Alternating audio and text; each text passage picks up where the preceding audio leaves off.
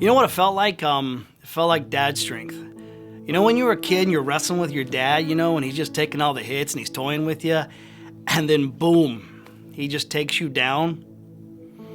Jesus setting me straight that day. That felt a lot like that. Okay, I know. Hindsight is 20/20, but at that time and at that moment, I just couldn't figure out what he was talking about, I mean, why did he have to suffer? Why did he have to die? No, not on my watch. This wasn't going to happen. No, sir.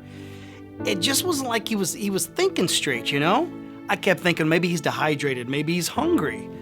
The man never got enough to eat, if you ask me. So I take him aside, and I start laying into him, and before I could even get very far, he stops me, he looks me in the eyes, because he has those eyes, and you know what he said to me? Get behind me, Satan.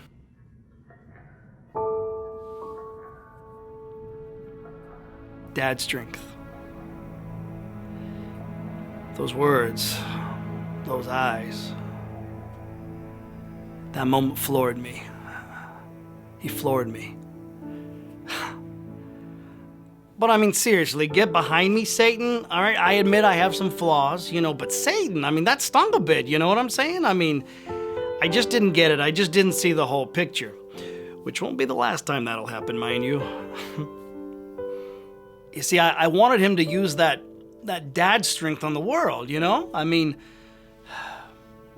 my desires, my plans. And your boy Peter's plans, they don't always work out so good, i.e. ear slicing, etc. But he knew all along. He would give us just enough rope to allow us to figure things out for ourselves. And then he had that dad strength, you know? He'd pull us back in. Right at that moment, we needed saving from ourselves.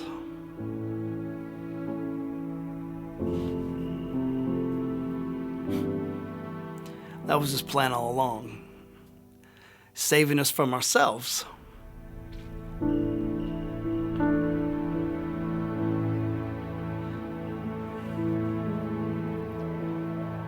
Saving me from myself.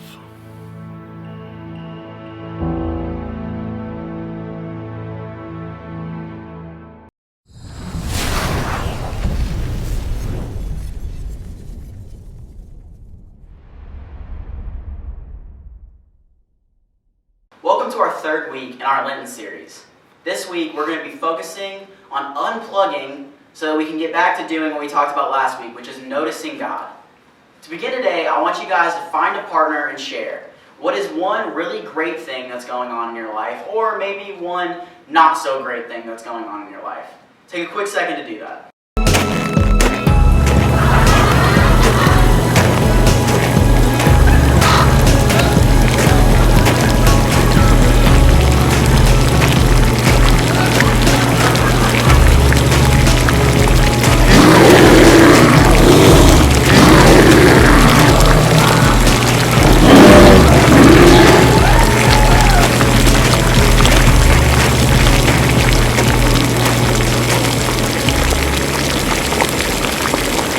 Awesome, great. Now find a new partner and share the same thing or a different thing again.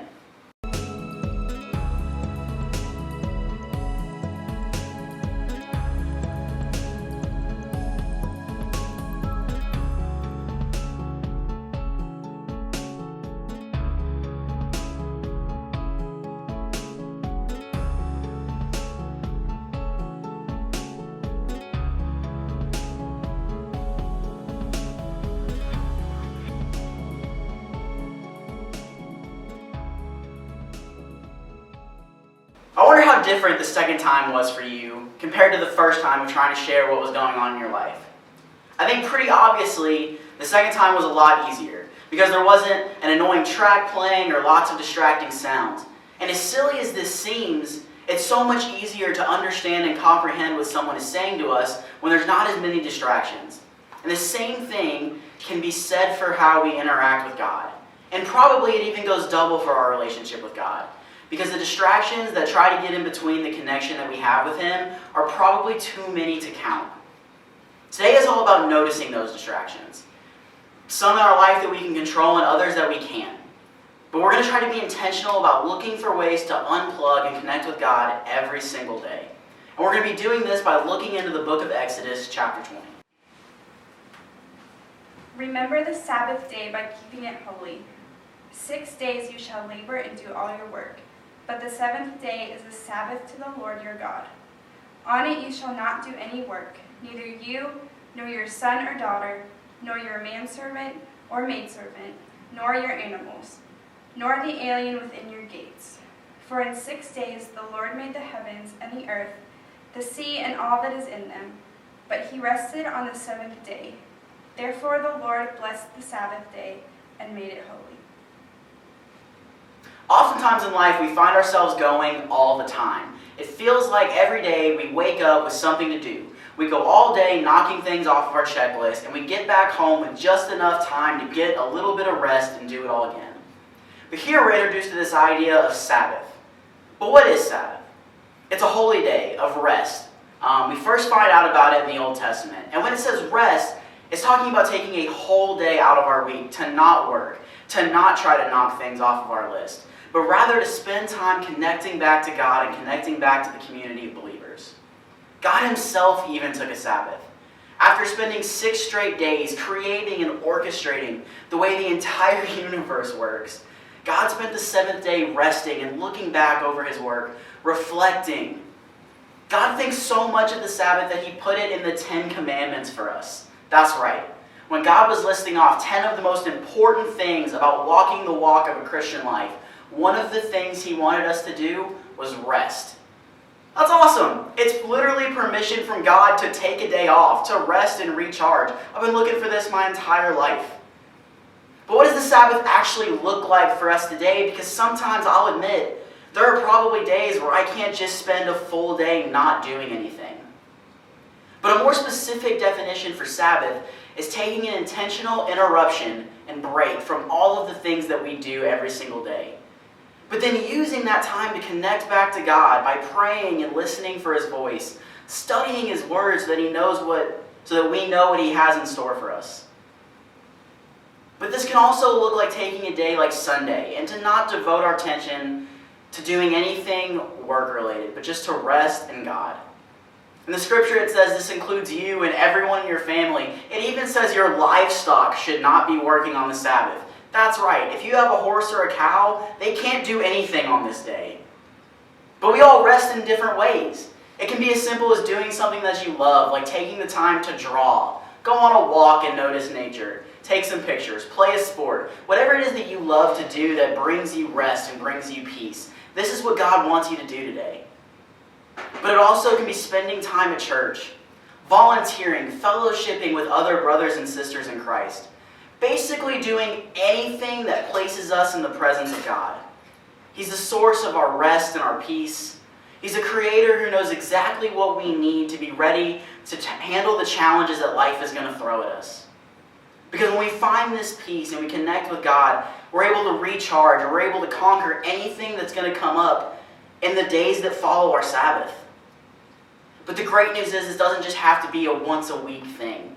As a matter of fact, we can find ways and get into the habit of doing this every day, finding little Sabbaths every single day, moments that we steal away to connect with God, to quiet our mind and quiet our heart, focus ourselves back on him.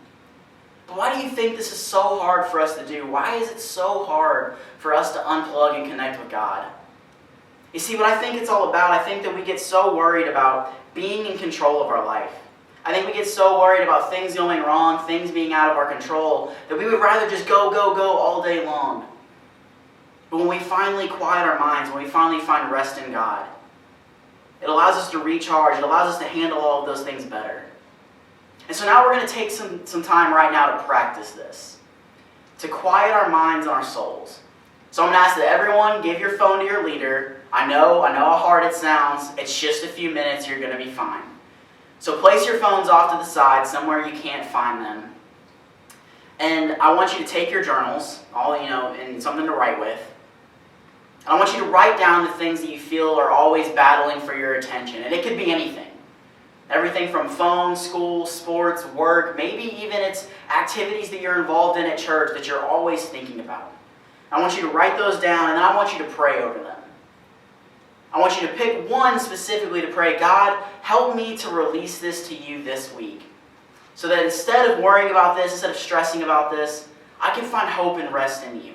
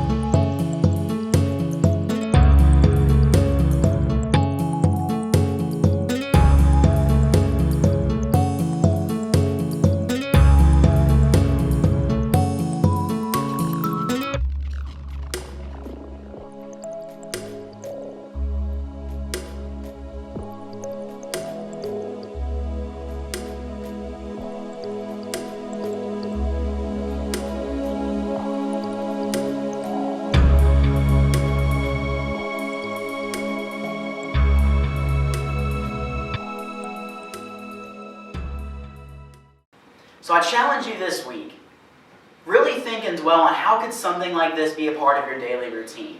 How could it affect your life? What changes do you need to make? What things can you take time away from to dedicate more time to rest in God?